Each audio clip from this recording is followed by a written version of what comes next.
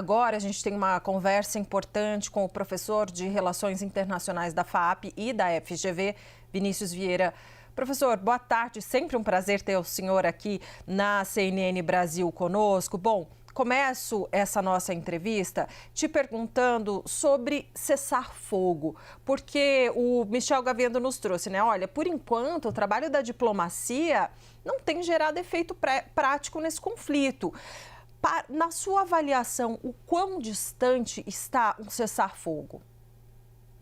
Olá, Débora, boa tarde, é sempre um prazer estar com vocês. Nós temos aqui, Débora, a seguinte conjuntura, em que sem o apoio ali dos Estados Unidos para conversas como aquelas que foram realizadas entre líderes europeus e representantes iranianos lá em Genebra, ali no contexto da sede das Nações Unidas lá em Genebra, na Suíça, nós não teremos nenhum encaminhamento pacífico para esse conflito. A tendência, infelizmente, ainda é de escalada, até porque, pelos relatos aí da parte de Israel, é sempre importante também entender, claro, o lado iraniano, os dois lados do conflito, mas pelo menos os ataques a Israel estão atingindo, tudo indica, cada vez mais civis, o que aproxima aí daquela lógica que muitos chegaram a mencionar ali a partir do Irã, né? As lideranças iranianas sugeriram que poderiam se encaminhar para uma guerra total, ou seja, uma guerra que inclui também alvos civis.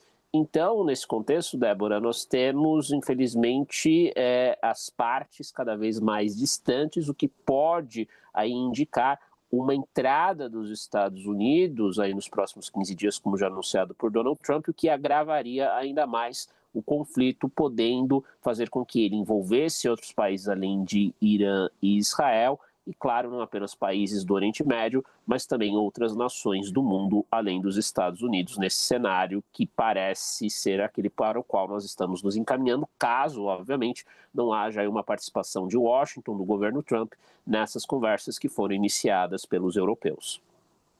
A gente sabe, né, que o mundo, a comunidade internacional está preocupada com a escalada desse conflito, com o espalhamento desse conflito pelo Oriente Médio e a participação de outras nações. Vou recuperar aqui, professor, uma frase do secretário-geral da ONU, Antônio Guterres. Ele disse o seguinte, né, do perigo de acender um fogo que ninguém depois pode controlar, temendo justamente que essa situação saia do controle. Como é que o senhor avalia essa possibilidade e essa preocupação? Quer dizer, considerando a preocupação da comunidade internacional, como o mundo, os aliados, os intermediadores podem se mobilizar para tentar conter esse espalhamento? A preocupação, Débora, infelizmente é real, não é o exagero de retórica do Guterres, porque historicamente grandes conflitos, né, sem querer aqui fazer um background histórico, né, mas pensemos na Primeira Guerra Mundial, ela começa ali com o assassinato do herdeiro, né, do então Império Austro-Húngaro, e aquilo dali mobiliza ali aliados de ambos os lados e resulta o que num conflito que vai durar ali 4 anos até de 14 a 18, 1914 a 1918.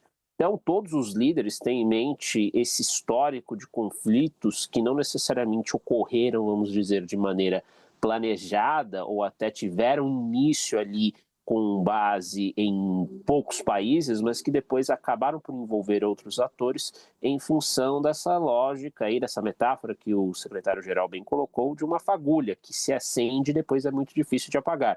Os líderes sabem disso e há, não tenho dúvidas, tratativas tanto explícitas como as que nós vimos por parte dos europeus, quanto nos bastidores, de tentar aí impedir o pior.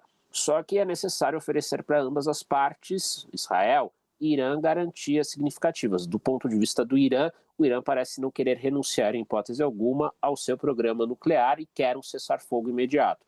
Israel, por outro lado, parece estar engajado ali num processo de mudança de regime do Irã e parece também não querer desistir desse objetivo. Me parece que qual seria o meio de campo necessário a ser estabelecido, seja para os Estados Unidos, Europa, até eventualmente a participação de China e Rússia, que também são grandes potências. Ter um compromisso que o Irã terá, sim, ainda o direito de ter o seu programa nuclear, mas com as restrições estabelecidas pelo Tratado de Não Proliferação Nuclear, do qual o Irã, é importante dizer, é signatário, enquanto Israel desiste ali, pelo menos neste momento, desse objetivo que parece ser o fundamental do governo do Netanyahu. Não tanto apenas ter um limite, impor um limite ao programa nuclear iraniano, mas tentar derrubar a República Islâmica. Me parece que o compromisso passa pela desistência desses objetivos de um lado. De um lado, o Irã não querer apenas enriquecer urânio ali fora dos limites estabelecidos do que seria razoável pelo Tratado de Não Proliferação, e, claro, do lado de Israel, a continuidade ali, sem dúvida, o respeito, né, por mais que a República Islâmica não reconheça Israel, essa desistência eventual de derrubar o regime fundamentado ali no controle pelo Ayatollah Khamenei. Até porque, né, depois, vamos supor que essa empreitada de derrubar o regime dos ayatolás, né, em vigência desde 79 com a Revolução, se esse objetivo for concretizado, sabe-se lá o que vem para substituir, né, professor? Porque a história nos mostra que nem sempre a substituição de um regime teocrático, que a substituição seja mais democrática, seja melhor para a própria nação e para o mundo, né?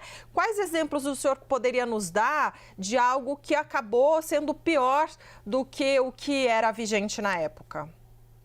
Bem, a própria instauração, Débora, da República Islâmica, do ponto de vista do Ocidente hoje para os iranianos, é um regime, né, que para os iranianos é muito repressivo, não necessariamente satisfaz demandas econômicas, há cada vez mais relatos de descontentamento com preços, com a administração do país. Do ponto de vista do Ocidente, o Ocidente perdeu um aliado, porque antes ali o regime, né, liderado pela dinastia, né, do Shah Reza Pahlavi, nós tínhamos ali um aliado ocidental. Imaginava-se que entraria ali talvez um regime mais, vamos dizer, democrático, menos sem dúvida alinhado ao Ocidente, mas não tão hostil ao Ocidente.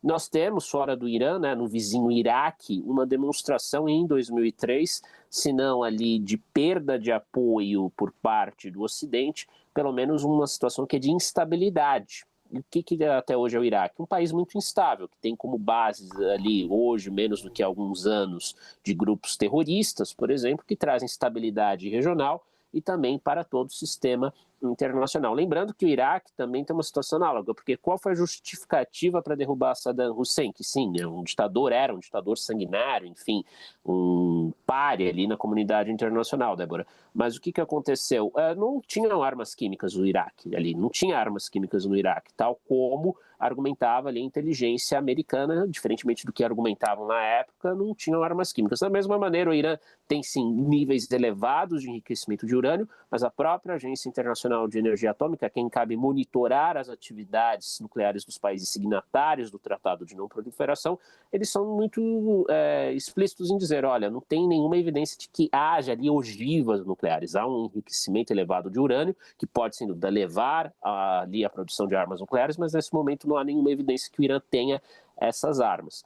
E, claro, é importante aqui dizer também uma última analogia, aquilo que foi a Primavera Árabe, ali na transição dos anos 2000 para os anos 2010, em que muitos imaginavam ali que haveria uma democratização dos países ali do Oriente Médio, mas em alguns casos, como por exemplo o Egito, em que houve então a derrubada ali de um regime de inspiração militar muito centralizador, mas muito mais secular do que, por exemplo, veio depois ali um pequeno governo, um pequeno intervalo de tempo da Irmandade Muçulmana, em que tivemos ali uma tendência a esse fundamentalismo religioso que, independentemente da religião, não é benéfico para nenhuma nação, segundo a experiência histórica. Então, Débora, nós temos que ter esses exemplos em mente quando pensamos aí numa derrubada de um regime, uma transição de regime forçada, como Israel parece querer fazer, e alguns americanos, inclusive membros do governo Trump, podem estar ali seduzidos nesse momento a apoiar. Pode se revelar um desastre, não só para a região, mas para o mundo como um todo. Muito obrigada. Nós conversamos com Vinícius Vieira, professor de Relações Internacionais da FAP e da FGV. Professor, muito obrigada e até a próxima, porque a gente sempre quer o senhor aqui.